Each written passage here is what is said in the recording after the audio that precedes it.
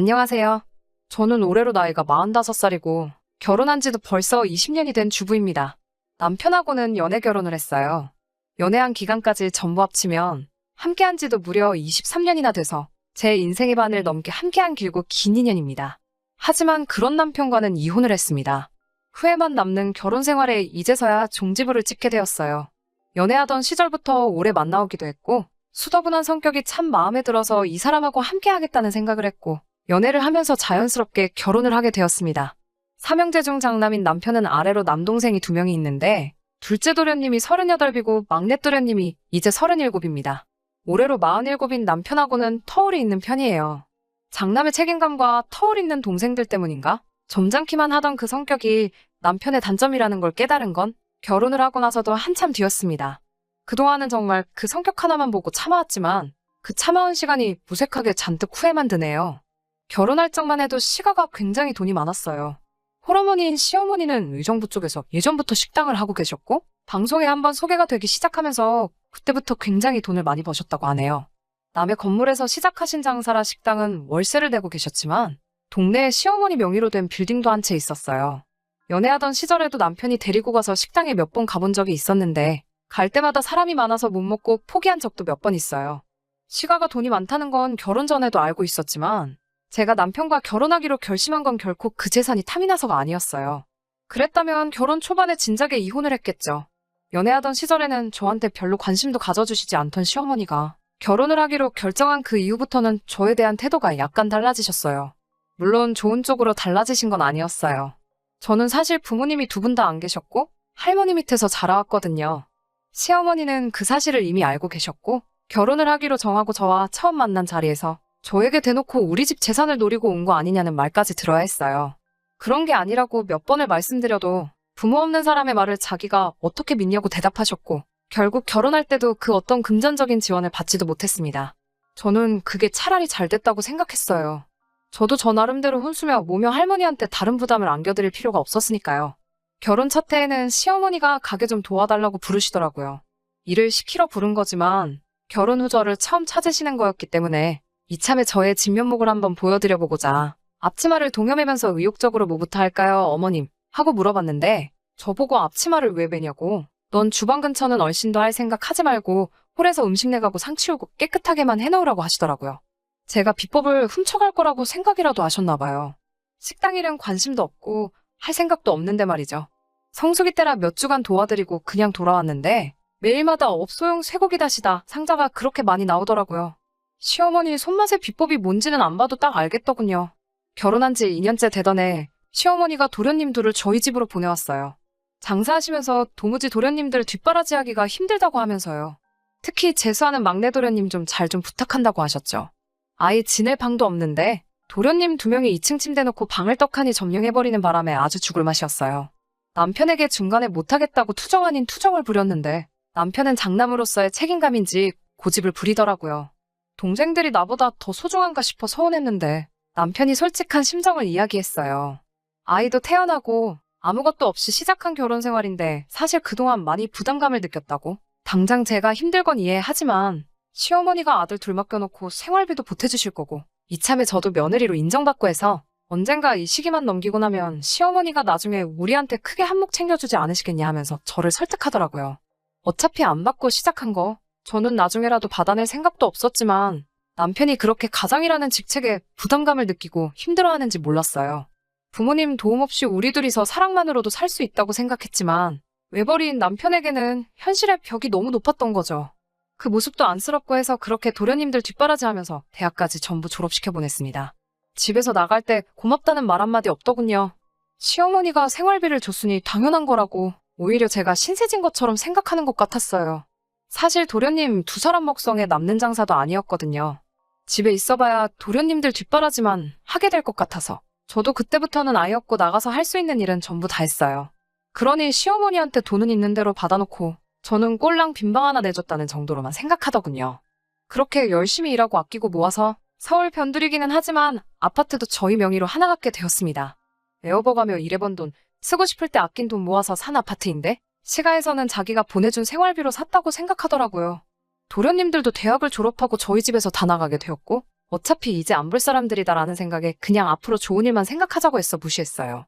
시어머니는 여전히 돈이 많으셨지만 당시 시어머니의 식당은 장사가 계속 잘 되지만은 않았어요. 한자리에서 오래 해서 단골 손님은 많았지만 시대가 빠르게 변하면서 더불어 빠르게 바뀌어가는 사람들 입맛을 잡을 수는 없었나 봐요. 어느 날 시어머니가 저희 집에 오셨어요. 집들이 할 때도 오신 적이 없는데 느닷없는 방문에 저나 남편이나 많이 놀랐었죠. 무슨 일인가 해서 같이 앉아있는데 시어머니는 며느리는 집안일에서 빠지라고 하시면서 저보고 자리를 물러달라고 하셨어요. 그날 시어머니가 남편에게 부탁해온 내용은 정말 말도 안 되는 이야기였습니다. 저희 아파트를 담보로 대출을 받아오라고 하셨다더군요. 빌딩도 가지고 계신 분이 왜 우리 돈이 필요하냐고 바락바락 우기면서 말렸죠. 시어머니는 장사가 안 되는 식당에 월세로 나가는 돈이 많다고 하시며 식당을 본인 소유 빌딩으로 옮기려고 한다 하더라고요. 인테리어며 시설이며 다 새로 하셔야 하는데 돈이 모자라서 저희 보고 대출을 받아오던지 집을 팔아보태던지 하라고 하신 거였어요. 이 집을 자기가 해준 거나 마찬가지라고 하셨다나요. 저는 끝까지 반대했지만 남편은 저 몰래 대출을 받아서 시어머니의 뜻을 따랐어요. 이때 이혼해버렸어야 하는데 하는 생각이 들 때도 있습니다. 남편이 저 몰래 대출을 받은 사실을 알게 된 날 시어머니 식당으로 쳐들어가서 배 깔고 누웠죠. 애초에 이 자리가 시어머니 평생을 바쳐 일궈온 자리인데 뭐하러 내 돈까지 들여가면서까지 처음부터 새로 시작하시냐고 한마디 했죠. 시어머니가 너같이 대학물도 못 먹어본 게 어찌 큰 뜻을 이해하겠냐고 면박을 주시더군요. 대학물 안 먹은 건 시어머니도 마찬가지고 제 남편도 동생들 뒷바라지한다고 대학교 문턱도 밟아본 적 없는 사람이거든요. 이 자리에서 월세로 나가는 돈이 얼만지나 아냐며 면박을 주셨어요. 건물주가 올려달라는 대로 다 올려줘야 되는 와중에 내 건물 냅두고 왜 남의 건물 잘 되게 도와주냐는 듯이 이야기하셨어요. 월세가 얼만지나 아냐고 하면서요. 감히 대학교도 안 나온 제가 배운 사람 뜻을 이해하겠느냐며 가게를 옮기는 건 막내 도련님의 아이디어였다는 걸 알려주시더군요. 식당이 망하든 말든 저는 아무 상관도 없었는데 왜 제 돈 가지고 그러냐고 저는 그렇게는 죽어도 못한다고 소리를 지르면서 결사반대를 했죠. 그 과정에서 시어머니와 심한 대화가 오고 갔고 결국 연을 끝낸다는 이야기까지 오고 갔습니다. 저는 그럴 거면 그러라고 했어요. 다행히 남편이 가져간 돈은 돌려받았습니다. 저에게 그때 그 서울 변두리의 싸구려 아파트는 저의 인생 모든 것이나 마찬가지였어요. 이 아파트 하나 말고는 내가 가진 거 아무것도 없었으니까요. 남편의 가족보다 제가 가지고 있는 재산을 택했습니다. 남편은 제가 경솔했다고 여태까지 힘들게 두 도련님 뒤치다꺼리하면서 대학 보내놓은 게 다 허사가 됐다면서 제 탓을 했습니다. 시어머니도 이제 곧 은퇴할 텐데 건물이 됐든 식당이 됐든 아파트가 됐든 그 전부가 우리 것이 될 수도 있었는데 제가 그 푼돈에 눈이 멀어서 다 말아먹었다고 하더라고요. 그리고 그게 우리 돈이지 왜 네 돈이냐고 하냐는 식으로 저를 꾸짖었습니다. 남편 말에도 일리가 있다는 생각에 여태까지 참아오며 고생한 거 허서로 만들었다는 그 말이 정말로 제가 경솔했나 싶기도 했지만 그래도 이제 시어머니 두 도련님의 그림자도 볼 일이 없게 되었으니 속 하나만큼은 너무 후련하더라고요. 대학물 먹은 막내 도련님의 아이디어는 별거 없었습니다. 제가 말한 대로 그나마 단골이라고 자주 오던 손님들은 단지 위치적으로 가까워서 오던 손님들이었어요. 다시다로 맛을 낸 식당이 딴 데 가면 또 없는 것도 아니고 아무 데서나 먹을 수 있는 비슷한 맛을 찾으러 동네 구석까지 손님들이 찾아올 이유가 없었죠. 그렇게 시어머니는 서서히 여태 쌓아오신 돈을 잃어가고 있었어요. 그러면서 사건이 하나둘씩 터지게 됩니다. 대학물을 실컷 드신 둘째, 막내 도련님이 둘이서 사업을 할 거라고 까불고 다니면서 결국 시어머니의 그 자랑스러운 건물까지 날리게 되고 식당도 장사가 안 돼서 결국 문을 닫게 되었습니다. 여기저기 가지고 있던 땅이며 기타 소소한 재산들은 두 도련님들이 번갈아가면서 다 날려먹으시고 시어머니 손에는 서울 변두리에 구해둔 1억 5천짜리 아파트 하나만 남게 되었답니다. 시어머니 전 재산 날려먹은 잘난 두 도련님은 더 이상 빨아먹을 게 없어졌다고 생각했는지 어느 날부터 코빼기도 안 비치고 연락도 한 통 없었나 봐요. 식당이 망한 후 무릎까지 안 좋아져 거동도 불편해진 시어머니는 결국 영 끊고 살던 저희 부부를 찾으신 거예요. 시어머니가 저한테 그땐 미안했다고 제 말을 들을 걸 그랬다며? 자식들 다 잘못 키우고 돌이켜보면 저만한 며느리가 없다고 하시며 제 눈치까지 보셨어요. 여장부 같던 이미지는 온데간데 없어지고 살도 많이 빠지셔서 그런가 보잘것 없어 보이게 변한 모습에 마음이 많이 안쓰럽더라고요. 전 재산을 탕진한 두 아들놈은 연락도 없다고 하시면서 이제 무릎도 많이 안 좋아서 여기서 혼자 지내다 혹시 잘못돼서 죽어도 아무도 모르겠다는 말을 하시며 저희 부부한테 이 집으로 같이 들어와 살지 않겠냐는 제안을 하셨어요. 가지고 있는 거 이 아파트 하나밖에 없으니 이 집에서 같이 살면서 거동이 불편한 자기를 도와주면 3년이 지나고 아파트를 제 이름으로 돌려주신다고 하시더라고요. 시어머니 손에 단 하나 남은 전 재산인 아파트가 탐이 난 건 아니었지만 그동안 누릴 거 다 누리고 살아온 두 도련님과 달리 뭐 하나 받지도 못하고 고생만 하고 살았던 남편이 맘에 걸려 그러기로 했습니다. 저는 아파트가 하나 있었으니 이건 남편 이름으로 해주고 싶었어요. 지금 살고 있는 집을 전세로 돌리고 가끔씩 나가서 일손을 돕던 식당도 그만두고 그렇게 시어머니를 봉양하기로 했어요. 애초에 안쓰러운 마음에 합가를 수락한 제 잘못이기는 하지만 설마 이런 일이 또 있을 거라고는 상상도 하지 못했죠. 시어머니와 합가를 한 지 2년 정도 지나지 않아서 이 아파트의 재개발 호재랑 이런저런 게 많이 겹쳐서 집값이 몇 배나 올라버린 거죠. 그 소식만 들으면 남편 것이 될 아파트였기 때문에 둘도 없이 좋은 소식일 테지만 그 소식을 저만 들은 게 아니란 게 문제였어요. 알거지가 된 시어머니 토사구팽 해놓고 지 살길 찾아간 두 도련님들이 집값이 올랐다는 소식을 어디서 또 듣고는 시어머니를 찾아온 거죠. 처음에는 그간 잘 지내셨냐면서 인사도 하고 야윈 어머니를 부둥켜 안고 울기도 하는 모습에 그동안 사람이 돼서 온 건가 싶었는데 본심은 마지막 하나 남은 시어머니의 아파트마저 가져가기 위해 찾아온 거더라고요. 시어머니도 그동안 당한 게 있으셨는지 더 이상 사업만큼은 도와줄 수 없다고 하셨는데 두 도련님이 그게 아니라고 들어보라고 하면서 코인이니 주식이니 어쩌고 떠들면서 이건 사업이 아니라 투자라고 말하면서 장황하게 설명을 늘어놓더라고요. 1년만 가지고 있으면 돈이 몇 배로 불어난다고 자기들이 확실한 정보를 가지고 찾아온 거니 믿고 투자해보라고 하더라고요. 장황하게 떠들고 있는 도련님들 설명을 끊고 이 집은 내년에 제 명의로 돌아올 거니 아무 기대하지 말고 돌아가시라고 했어요. 두 도련님이 제 말을 듣고 대본에 그런 게 어딨냐고 따지는 말에 대학 졸업할 때까지 우리 집에 빈대붙은 두 사람 뒷바라지 해줬더니 해놓은 거라고는 어머님 재산 탕진한 거밖에 더 있냐고 그렇게 돈 날리고 있는 동안에 우리가 어머님께 받은 거 하나라도 있었냐는 말에는 꿀먹은 벙어리처럼 아무 말도 대답 못하고 병풍처럼 가만히 있다가 제 완강함에 지쳤는지 결국엔 나중에 다시 오겠다며 나가더라고요. 그날 저녁에 어머니가 저를 따로 부르셨어요. 그때 주기로 한 이 집이 그때보다 시세가 올라 지금은 7억이 넘는다며? 저에게 명의를 돌려주는 건 없던 일로 하고 대신 그 당시 집값이었던 1억 5천을 줄 테니 그걸 받으라고 하더군요. 그게 무슨 말이냐 했더니 도련님들 마지막으로 한 번 더 도와줘야 하지 않겠냐고 했습니다. 그게 말이나 되는 소린가요?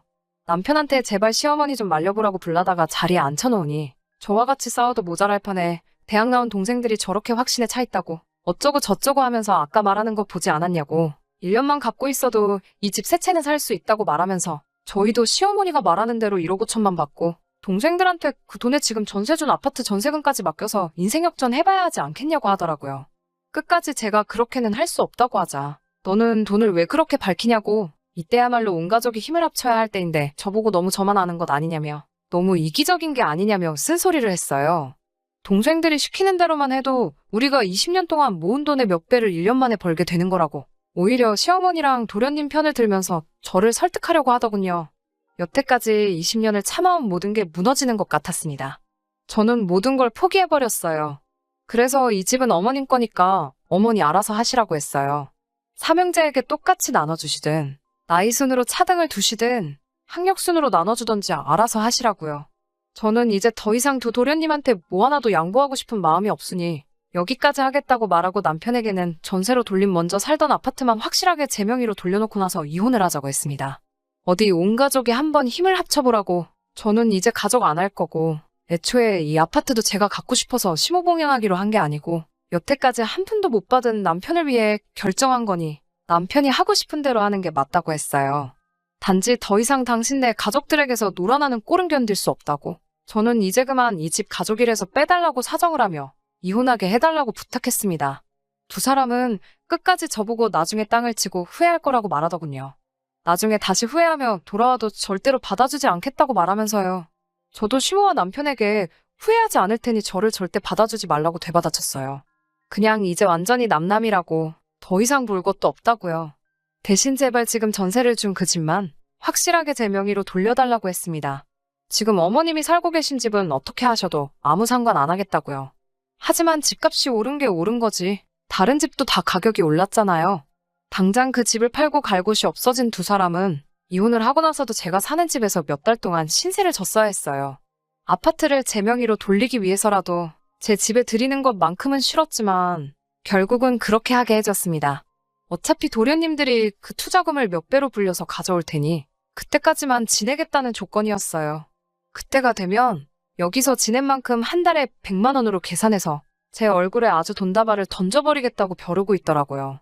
언젠가 남편이 이것 좀 보라고 하면서 다시 생각해도 이젠 늦었다면서 자랑하듯이 보여준 사진이 하나 있었어요. 진짜 두 도련님이 웬일로 그 투자금을 2배 넘게 불려놓았더라고요. 하지만 아쉽지 않았습니다. 그때 남편이 너는 진짜 후회하게 될 거라고 으름장을 놓으며 보란듯이 이혼 서류에 사인도 했고 아파트도 결국 그날부로 제 명의로 돌려놓아줬으니까요.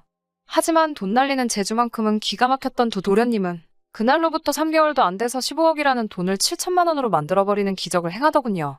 그 7천만 원도 두 도련님이 몰래 둘이서 나눈 건지 어느 날 연락도 없이 날라버렸고 남편과 시어머니는 그제서야 제 다리를 붙잡으면서 제발 자기들 살려달라고 이제 갈 곳도 없다고 자기들을 이렇게 버릴 거냐며 울고불고 난리였어요. 이 집을 살 때 남편이 고생한 점도 있으니 제 이름으로 대출을 300 정도 받아서 이걸로 다시 일어나 보라고 하고 이제 저와는 제발 연 끊고 살자고 하고 내쫓아버렸습니다. 방금까지 울고불고 하던 사람들이 문 밖으로 내몰리니 저보고는 독하다고 사람이 그러면 안 된다고 하면서 욕을 하더라고요.